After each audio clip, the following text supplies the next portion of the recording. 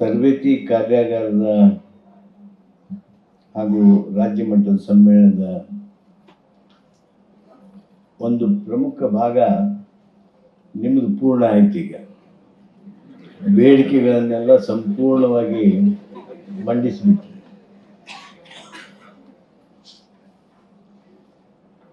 ಉತ್ತರಕ್ಕಾಗಿ ಕಾಯ್ತಾ ಇದ್ದೇವೆ. ಇದು ಕೇವಲ ತರಬೇತಿ ಕಾರ್ಯಾಗಾರ ಆದರೆ ನಾವು ಹೆಚ್ಚು ಮಾತನಾಡುವಂಥ ಅವಕಾಶ ಅವಶ್ಯಕತೆ ಇರ್ತಿರಲಿಲ್ಲ. ಇದು ತರಬೇತಿ ಕಾರ್ಯಾಗಾರನೂ ಹೌದು, ನಿಮ್ಮ ರಾಜ್ಯ ಮಟ್ಟದ 17ನೇ ಸಮ್ಮೇಳನ ಹೌದು. ಈ ರೀತಿಯಾಗಿರ್ತಕ್ಕಂಥ ಸಮ್ಮೇಳನಗಳಲ್ಲಿ, ಸಮಾವೇಶಗಳಲ್ಲಿ ಮಹತ್ವದ ವಿಚಾರಗಳನ್ನು ನಾವು ಚರ್ಚಿಸಬೇಕಾದದ್ದು ಹಾಗೂ ಅವುಗಳನ್ನು ಸಮಾಜದ ಗಮನಕ್ಕೆ, ಸರ್ಕಾರದ ಗಮನಕ್ಕೆ ತರಬೇಕಾದದ್ದು ಈ ರೀತಿಯ ಬುದ್ಧಿವಂತರೆಲ್ಲರೂ ಸೇರಿದಂಥ ವೇದಿಕೆಯೊಳಗೆ, ಸಮಾವೇಶದೊಳಗೆ, ಸಮ್ಮೇಳನದೊಳಗೆ ಜನ ಅಪೇಕ್ಷೆ ಮಾಡ್ತಿರ್ತಾರೆ. ಜನ ಅಪೇಕ್ಷೆ ಮಾಡದೇ ಇದ್ರೂ ಸಹಿತ ಆ ವಿಚಾರಗಳನ್ನು ಎತ್ತಬೇಕಾದದ್ದು ನಿಮ್ಮೆಲ್ಲರ ಕರ್ತವ್ಯಗಳು ಆಗ್ತವೆ. ಇತ್ತೀಚಿನ ದಿನಗಳಲ್ಲಿ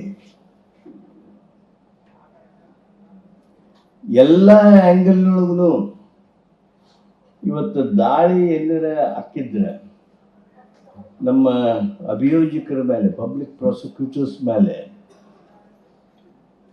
ಎಲ್ಲರ ನಿಮ್ಮ ವಿಶ್ವಾಸಾರ್ಹತೆಗೆ, ನಿಮ್ಮ ಕ್ರೆಡಿಬಿಲಿಟಿಗೆ ದಾಳಿ ಸುಪ್ರೀಂ ಕೋರ್ಟ್, ಹೈಕೋರ್ಟ್ನಿಂದ ಆಕೈತಿ. ಫಾಲ್ಟಿ ಇನ್ವೆಸ್ಟಿಗೇಷನ್ಸ್,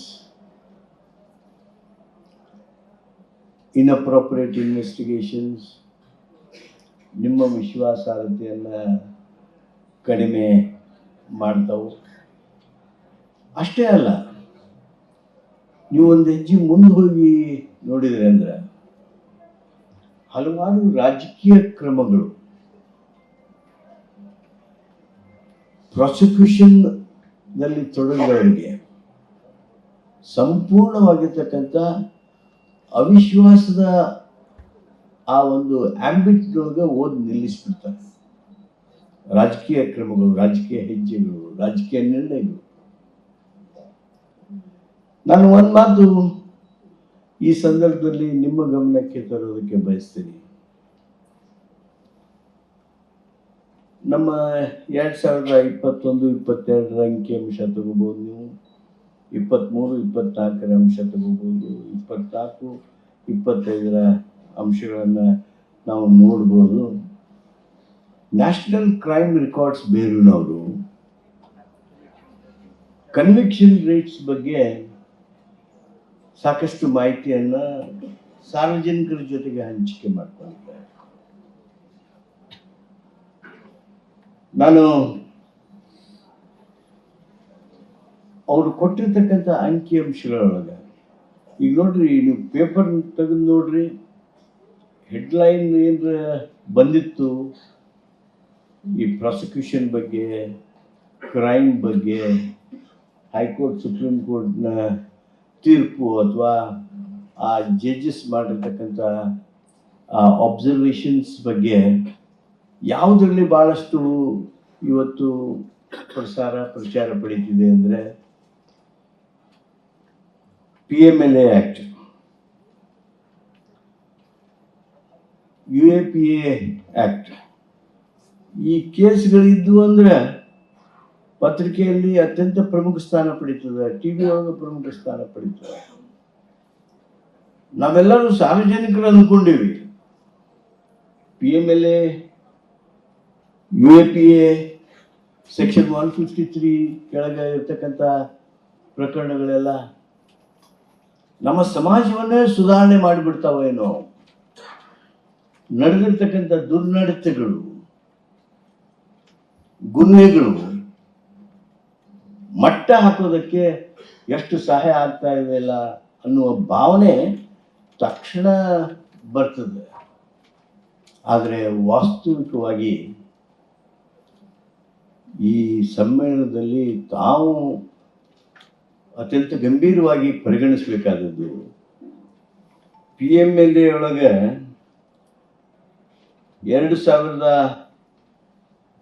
2022 ಮಾರ್ಚ್ವರೆಗೆ 5422 ಕೇಸ್ಗಳು ರೆಕಾರ್ಡ್ ಆಗ್ತಾವೆ.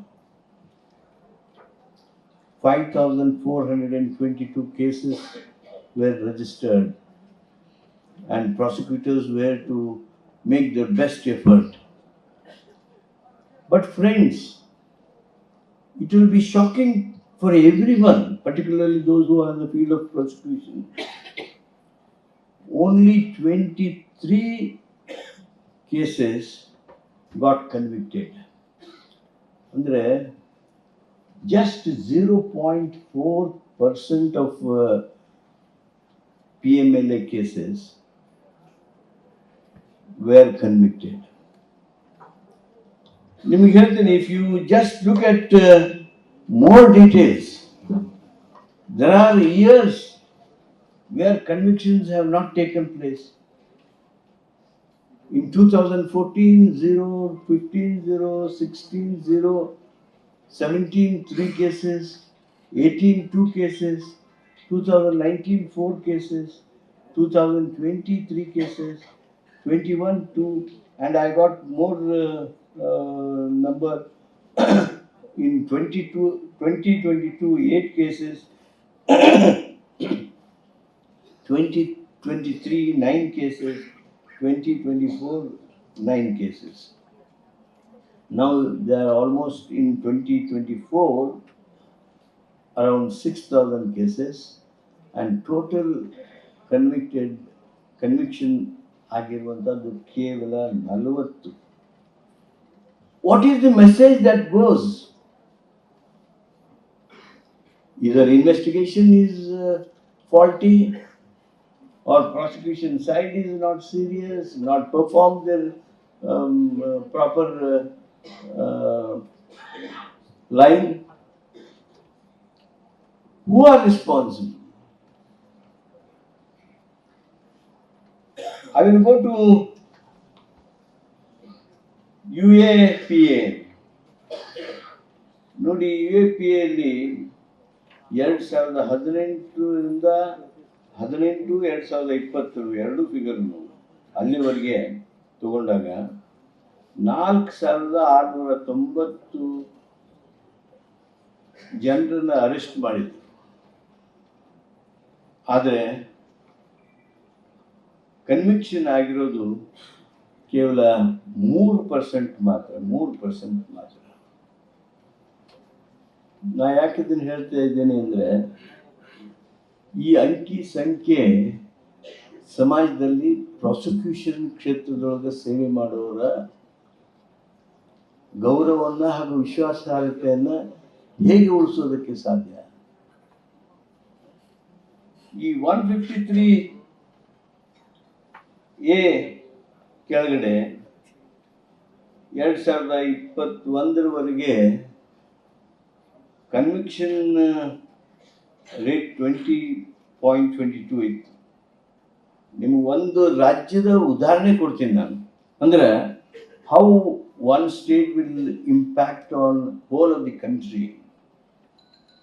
UPA, UAPA, PMLA, Section 153A, ಇವು ಎಲ್ಲವುಗಳ ಇದರೊಳಗೆ ಉತ್ತರ ಪ್ರದೇಶದೊಳಗೆ 6% ಕೇಸಸ್ನೊಳಗೆ ಕನ್ವಿಕ್ಷನ್ ಆದರೆ ಉಳಿದ 94% ಜನರಿಗೆ ಅಲ್ಲೇ ಬೇಲ್ ಸಿಗಲಿಲ್ಲ.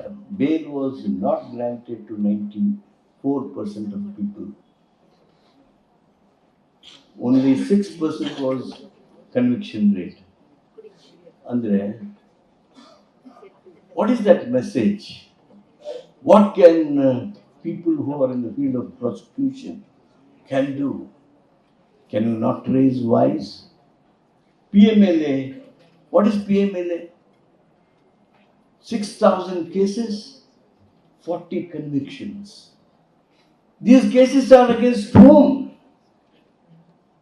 And these cases are supported by documents, by proofs in writing, videographs, photographs. How come conviction rate is so low? ಈಗ ಹಳ್ಳ್ಯಾಗ ಯಾರೋ ಅಣ್ತಬ್ರು ಬಡ್ದಾಡ್ತಿರ್ತಾರೆ, ಬಾಜಿಕನ ಮನೆಯವರು ಬಡ್ದಾಡ್ತಿರ್ತಾರ, ಅಥವಾ ಯಾವುದೋ ಒಂದು ಕಟ್ಲೆ ಹಾಕ್ತಾರ, ಅಲ್ಲೇ ಕನ್ವಿಕ್ಷನ್ ಆಗೋದಿಲ್ಲ. ಯಾಕಂದ್ರೆ ಅಣ್ಣನ ಮೇಲೆ ಇಲ್ಲಿ ನಾ ಹೇಳ್ಬಿಡು ಸಾಕ್ಷಿ ಅಂತೇಳಿ ಸಾಕ್ಷಿನ ಬರೋದಿಲ್ಲ, ಮತ್ತೊಂದು ಬರೋದಿಲ್ಲ, ಅಲ್ಲಿ ಖುಲಾಸೆ ಆಗಿ ಹೋಗ್ತಾರೆ.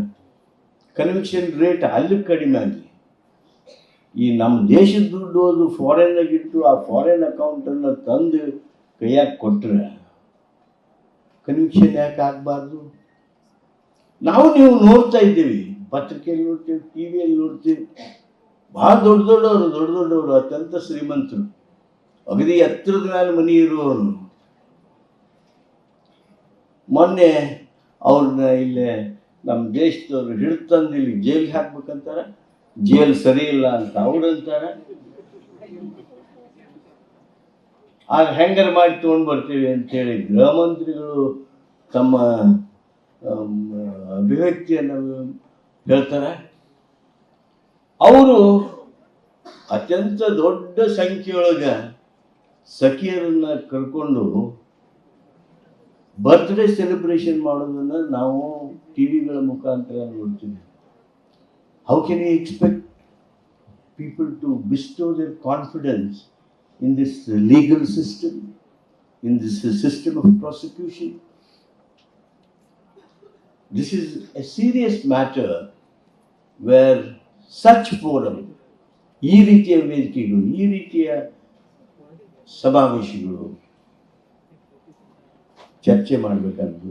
ಯಾರು ರೈತರು ಮಾಡ್ಕೊಳ್ಳಕ್ ಬಿಡ್ರಿ, ಅಸೆಂಬ್ಲಿ ಒಳಗೆ ಚರ್ಚೆ ಮಾಡಲಿ ಬಿಡ್ರಿ, ಸಾಹಿತಿಗಳು ಮಾತ್ರ, ಅವ್ರಿಗೆ ಸಾಹಿತಿಗಳಿಗೆ ಗೊತ್ತಾಗಲ್ಲ, ಅಸೆಂಬ್ಲಿಯಾಗ ನಾವು ಡೀಟೇಲ್ ಚರ್ಚೆ ಮಾಡೋಕ್ಕಾಗೋದಿಲ್ಲ, ರೈತರು ಅದನ್ನು ಮಾಡುವಂಥ ಪ್ರಶ್ನೆ ಬರೋದಿಲ್ಲ, ಪ್ರಸಂಗ ಬರೋದಿಲ್ಲ, ಅವ್ರಿಗೆ ಸಿಗಬೇಕಾದ ಬೆಲೆ, ಅವ್ರಿಗೆ ಬೇಕಾಗಿರ್ತಕ್ಕಂಥ ಮಾರುಕಟ್ಟೆ ಮಾತಾಡೋಳಗೆ ಅವ್ರಿಗೆ ಸಮಯ ಎಲ್ಲವೂ ಹೋಗ್ಬಿಡ್ತದೆ.